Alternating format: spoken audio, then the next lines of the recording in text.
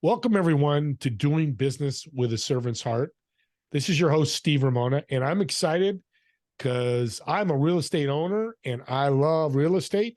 Don't know nothing about it. I learn every day, and my guest is an expert. But what he does is he uses a servant mentality as a realtor, which I think is so important that people need to pay attention to because how you treat people and how you build those relationships in one of the most emotional transactions of your life, buying a home, happens. Vinny, welcome to the show. Thank you. Thank you for having me. I appreciate I it. almost called you by your formal name, Vicente. I can call you Yeah. Vicente. It's a running joke. I always tell about it, but my given name is very Hispanic, Vicente Enriquez.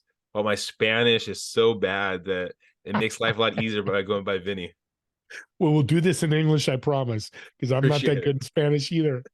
So, real estate, where it's November 2023, interest rates, all this stuff affecting real estate, and to be a servant, it's tough. What's keeping you up at night?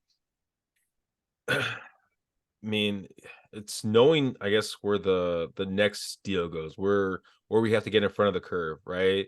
I feel like I sleep fairly good. And I mean, it's just I think so I've always had it where if I have an escrow or have escrows going, whatever, listings going, all that kind of stuff, I always look at, okay, well, we have processes we've built out, right, to make sure these go as smooth as possible, right? For the listings, we have processes where they are going to go as smooth as possible. Escrow, they're going to go as smooth as possible, right? So it almost allows me to foreshadow, right, on, okay, where's that next one coming from? We have our processes to get business. Yet, I mean, as times are changing and transactions are going farther down, right? You question, okay, well, our systems that we have in place that allow us to get that revenue, get that business, right? Is it still going to be the system that we need in a month from now, 2 months from now, right? Because what we're doing today is going to probably show up in 90 days from now, right? 60 to 90 days from now. So it's kind of trying to be ahead of the curve as much as possible. So that's kind of sometimes it keeps me up, is just reminding myself, have faith in what we put together and be open to change if needed. Powerful to change because it's changed a lot in the last couple of years in itself. So you haven't had a deal in a while. How do you stay serving your clients and prospects when you've got this, I want to say desperation, but fear like, hey, I haven't had a deal in a while. When's it coming? You kind of look at your bank account, but you want to stay a servant. You want to serve your clients. I think that's the tough part for a lot of realtors. I mean, one of the crazy stats, and this, I know we're at the end of 2023, from um 2022, March 2022 to March of 2023, roughly about 50% of all realtors in San Diego County didn't sell any piece of business. Another 1% only sold no, another 18, the 18 or 19% roughly sold about one piece of business. So you're talking about around 70% of realtors sold one piece of business or less, right? So there's a lot of people in that kind of mindset that you're talking about, right? Where it's, how do you still come from servant heart, right? And I mean, I've been in the business a good amount of time, so we have fairly consistent business that comes through. Yet, right, you still, like, in those slow times, right, or the times when you're just getting in the business, those are what truly test your who you are, right? Because if someone's hasn't had a deal for a while, they start questioning, well, is this right for my client to buy this? Or do I not look that direction? Do I more so look for that paycheck at the end of the deal? All right. So something that I try to do, and I've tried to teach my team to do, is try not to look at how much you're going to make off, even though sometimes math is fairly easy, but try not to look at how much you're going to make off it until the deal is pretty much at the end of the cycle and it's going to about to close, right? Because what happens is you see realtors that go, I'm going to have this in my pocketbook in 20 days, 30 days. And so now if they say to the client, hey, you should really back out of this deal because it's not going to be the right fit for you, or we got to be asking for these things right there. They don't look at it, well, this is right for my client. They look at it, I'm going to lose X amount of pocketbook, even though they never had it yet. Yeah. Right. So And that's, yeah. yeah. And I like that because what it does is people don't want to count the check before it's cashed in the bank. And, especially you guys, a lot of, realtors, not you guys, but people in real estate, there's so many, the contract's crazy. There's so many things that could go wrong on both sides. And I'm sure it's happened to you where people backed out or you had to back out, right? It's you're working. I mean, if you're doing it right, you're doing it from a servant's heart, right? You're you're looking at what's the best interest for your client, right? And you've talked about it, right? When someone buys a property or sells a property, those are probably one of the biggest transactions that they're going to be doing, right? In a long time. I think National Association of Realtors says that the individual does probably about 6 transactions a year. I mean, in their lifetime, right? So, but still, even if we did 1 to 2, right? Those are one of the biggest transactions. So if you're not looking at it at, is this really the best for my client? More so, is this the best for me?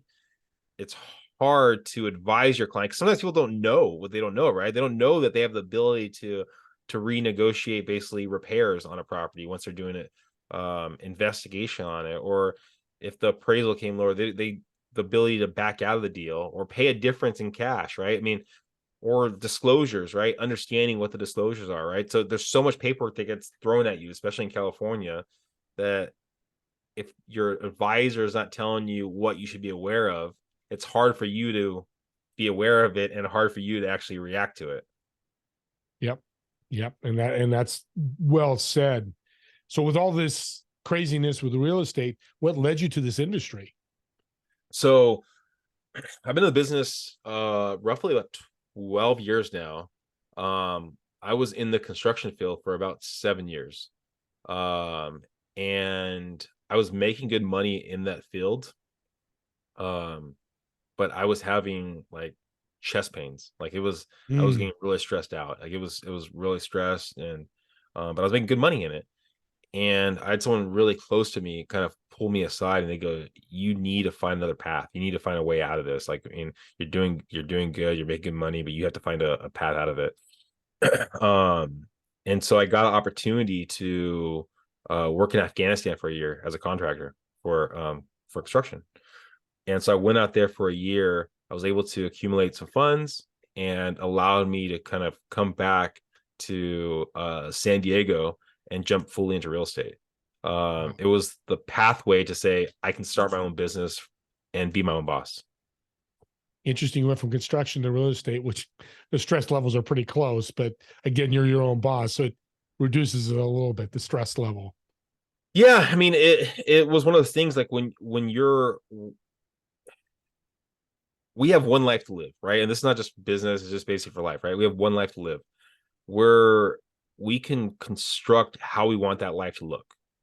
There's situations that happen to you, but it's on you to adapt to those Yeah. situations, right? So in when I was working for someone else, I was stuck in basically a box. And I only had, I mean, one avenue, either get them to change how my box looks, which they weren't able to do, or leave that box and try to find another company or group, right, that would give me a better box to work through, right? And just it seemed better, or seemed like a better way for me just to kind of build my own box and put the same level of tenacity I had in that construction field that I have in real estate. Get more rewards. And that's important. Rewards are important. Working 8 to 5 and it's, hard work and you're making $1 million a year, or you're making $750,000 a year and you're happy and yeah, 250,000 made up a lot with happiness. I know people out there like, well, it's a lot of money. Yeah, but your mind and your stress level is much more important. Your health Oh, is the big thing. you can't at the pearly gates. I mean, you'd probably give all the money you had, right? To just get another day, a month, another Yeah, year, right? So that quality of life is so key, like you're saying. it is. Afghanistan, now that's interesting. What's the story behind that? I mean, that's not, You go from San Diego, you're like, next thing you know, you're in Afghanistan working on a project. Yeah, so I was I've always been one to be open to opportunities, right? And so someone connected me to someone that worked in Afghanistan, and we got a cup of coffee, and he's like, you know what?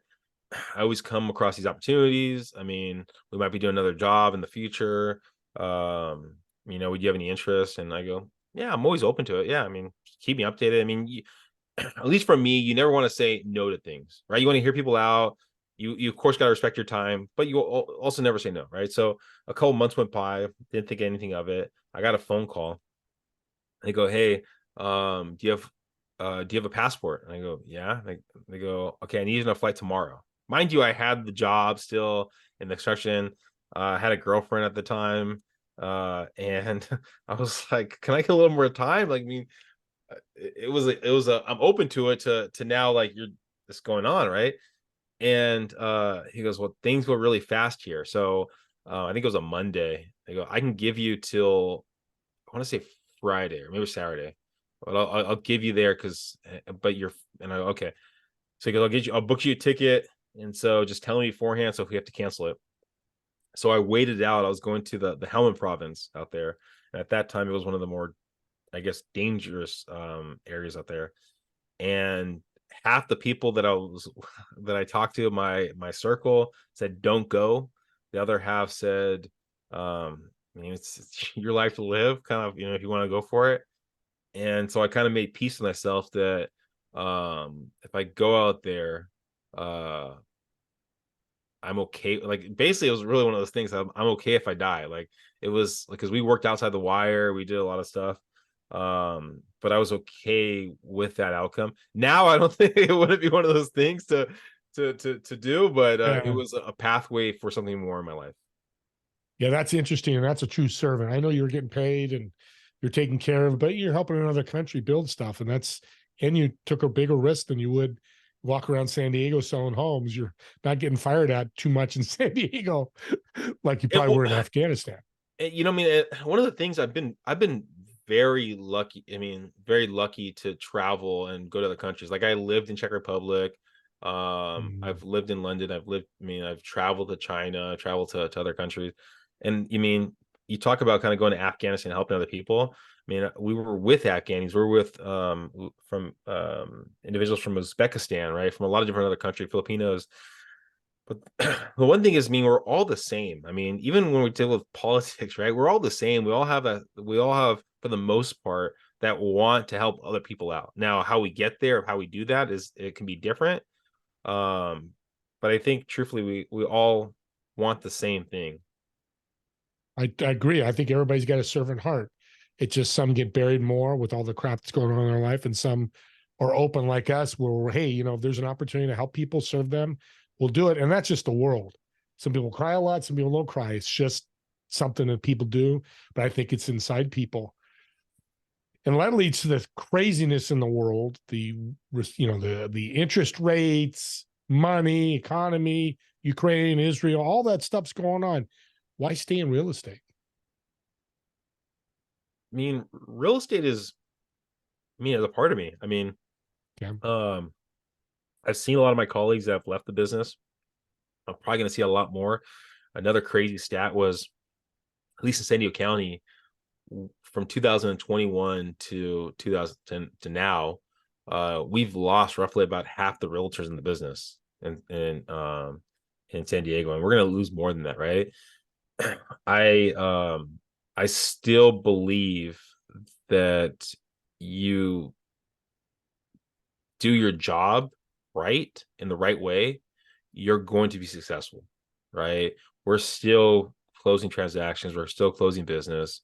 Um, it's one of those things that I feel like we're good at it, and I feel like we can help people when maybe others either don't want to, or others uh can't, right? I mean, there's a lot of negativity, I mean, with regards to realtors, right? And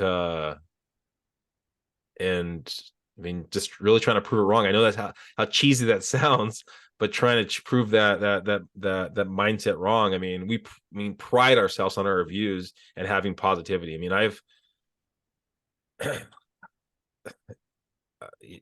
we've had some very like heartstring stories over the years, or at least I have. And you look at those moments and you kind of just remind yourself, like, I was able to do that. I was able to help that person out. Like, I don't think, I mean, even though I've got offered the ability to take on other hats in other fields, it would be hard for me to give up real estate. And if I'm going to take on something else, I have to make sure that I'm still giving my clients the best possible. Like, I hear people that are like, oh, I'm doing solar and I'm doing real estate, I'm doing lending, and I'm doing this. And you're like, if you're doing all that stuff, how can you be good at everything? So, Yeah, and you got foots and you only got 2 feet. You got 5 projects. How can you serve everybody? Yeah, and you got to be careful of that. That's the important thing. And that leads to somebody wants to become a realtor. What piece of advice do you give them, not just to become a realtor, but become a servant realtor? Somebody who's out there really helping their clients.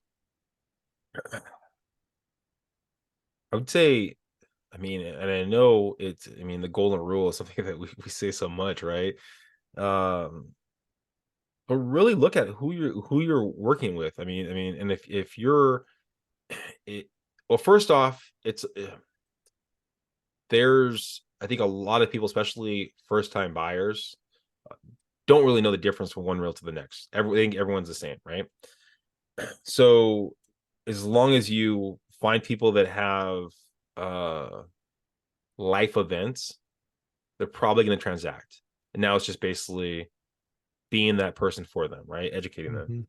Now, with regards to the servant aspect of it, look at the people that you're working with and ask yourself, if this was basically someone you're close to, a family member, like mom, brother, sister, do you feel honestly that you were doing what you would want someone else to do to your parents, your siblings, or whatever it might be? And if you can't honestly say that, then you're probably not doing the best thing possible. I sleep great at night. I sleep fantastic at night because I know every single day for all my clients that I'm doing anything I can. And if I say something's going to happen, I'm going to make sure it's going to happen. Right. So it's, you just, I mean, treat them like family. Yeah, that's a great way of gauging that. Are you really serving? Yeah. Like, how would you take care of somebody? Kids would do the same thing. How do you gauge that? And what's the result ROI from that? Well, that leads to servants always have mentors. Do you have a mentor, and how important is it for you? I've had mentors over the years. I mean, I take nuggets away from different people, right? Um, I mean, I look at the mentor of my father and how, I mean, what he's done over his life, and that's not regard to for real estate, but I mean, I've looked at how he's treated other people, right, or his tenacity, right, of putting stuff out there, of making sure he's the first one there and the last one to leave, right. I mean, my brother-in-law, I mean, we go to a restaurant and he makes sure, and I'm not that great at it, he makes sure that he gets every single server's name, gets their name, looks them in the eye, and makes them feel like a person, right? I mean, there's small things that you see what other people do, and you go, I want to be more like that. I want to basically make sure I'm doing that. And sometimes it's tough because we all have our lives, right? And so we have like the Yeah. drowning phase, right? But it's trying to go on that roadmap of that one person I saw them and or that one person over there. I love what they do. How can I make sure that I'm a little more like that? Right. So it's going towards that North Star. I like that because you said something about they not necessarily have to be realtors. And that's the thing I think people lose sight of. And it's okay if you had a realtor mentor that Yeah. taught you. But your dad, I don't know if he wasn't a realtor, was he? Yeah. No, he was a guy that you looked up to because he did these things. And that's a great point, Vinny, because your mentor doesn't have to be in your industry, doesn't have to be a family member, and it could be somebody you've met 2 or 3 times on a video, Well, but they're important, aren't they? it's so funny. Like I was and maybe it's not the best, right? Where it's like there's not a particular person that I look at with regards to just real estate that I go, I want to walk in that person's shoes. There's nuggets from that person that I go, oh my gosh, I love that avenue of it. I was talking to someone I coach. This was, I don't know, 6 months ago, 8 months ago, and I was like, figure out the pillars in your life that you're looking to get better at. Now, find someone or someone out there that's your North Star for that thing. So for myself personally, even though I've never met The Rock Johnson, Dwayne, right? I've always said, I go, I appreciate how he portrays himself on social media. Now I have no clue if that's who he is, but I appreciate how he portrays himself. He portrays himself, at least the way I take it, is that he's giving back, he's a hard worker, and he appreciates other people around him, right? Yeah. And so when I look at that stuff, I go, that's what I want in regards to real estate, portray that kind of mindset of it, right? So it's finding out who those people are, and those are my North Stars. And some of them, like family members or colleagues or things like that, are people that I actually have the ability to talk to and pick their brain of it. But yeah, it's kind of building that kind of shadow, I guess. Yeah, I got a bromance for The Rock. World, you know it now. I'm with you. I've seen videos, and I do the same thing. I watch him multi-million. I mean, he bought a home for a UFC fighter. I saw a story because the guy came from Africa, living in the guy's, the gym's basement, and he came up and surprised the guy and bought him a home. Not going to affect his bank account, and it wasn't a $10 million home. It's a beautiful home in Florida, but didn't have to do it. He's still going to be The Rock. But I'm glad you mentioned that, because mentors can come from action. We both would love to. I'd love to sit down with The Rock. Give me an hour with him. I will ask him so many questions. I'm sure you would too, just to learn more what come from the soul and the heart. But that's why I love mentors, and I think they're so important. Every successful person has a mentor, right? Yeah. Well, you have to, like, I think sometimes we think we're smarter than we are, right? I mean, we think that I can figure this out, I can do it, right? It's like it's taking away, like, something that I've really tried to pride myself on is, and there's this saying that I always butcher. I always butcher it all the time, but I'm still gonna try it, right? It's like the smart man knows he doesn't know everything, or no, the dumb man thinks he knows it all. The smart man knows he doesn't know it all. Or the wise man listens to the dumb man. Ballpark, right? But that kind of idea of it, that everyone has something they're well educated on. And if you can get down to an honest conversation with them, and you can get down deep, and they're going to be open, they're going to be vulnerable, they're going to allow you to actually converse, and you're willing to listen, right, from curiosity, right, you're going to be able to take away some sort of nugget from them. Oh, yeah. If you're willing to do it and they're willing to be open. Yeah, and that's the whole thing with the mentorship, and having the ability to allow the door open. Or somebody would say, I'd love to be in a room with hyper successful people. I'm the lowest man totem pole, and just listen, be a sponge, and take in everything and ask questions, because we're all human. And that mentor can change. I mean, it can change. Like, once you let's say you, like, for myself, I have a real estate team, right? But when I was a solo agent, there's a mentor. I mean, people in that kind of field that I'm like, oh my gosh, they're great at what they're doing. Oh my gosh, this is how it is. And then you see the next thing, you're like, okay, well, I feel like I'm kind of at where they are, where they kind of cap out relative to this. Okay, well, where am I going to take it to the next level? Right? Okay. Oh, this person over here, I really like what they're doing over here. Oh, that's fantastic. Let me kind of follow that link. Like, for myself, I've had a variety of different coaches. Majority of my coaches have been real estate related.